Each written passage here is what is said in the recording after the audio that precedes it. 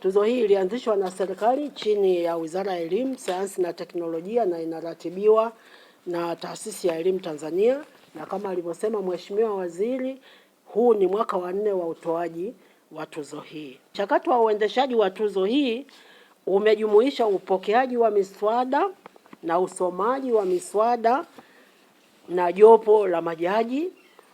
Mchakato huu huwa unaendelea kwa mwaka mzima, na kwa mwaka huu hivi sasa ndo tunaelekea kilele cha utoaji wa tuzo, ambayo kama alivyosema Mheshimiwa Waziri, hafla yake itafanyika Jumatatu tarehe 13 Aprili hapo katika ukumbi wa Superdome uliopo Masaki, Dar es Salaam.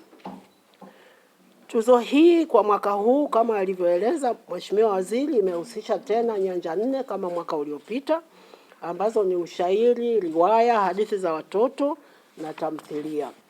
Vigezo vilivyotakiwa kutumika katika kushindania tuzo hii vilitangazwa katika vyombo vya habari mbalimbali.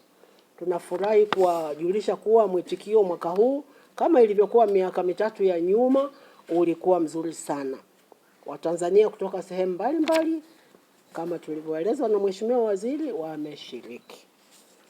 Hadi sasa majaji wameshakamilisha kazi ya kusoma miswada iliyopokelewa na orodha teule ya waliopendekezwa kufikiriwa kuwania tuzo hii ndio hiyo imekwisha patikana. Hivyo lengo la taarifa hii ni kutangaza orodha hiyo. Inatarajiwa kuwa washindi 3 kwa kila nyanja wa tuzo hii watapatikana kutokana na orodha hii teule ambayo tunaitangaza.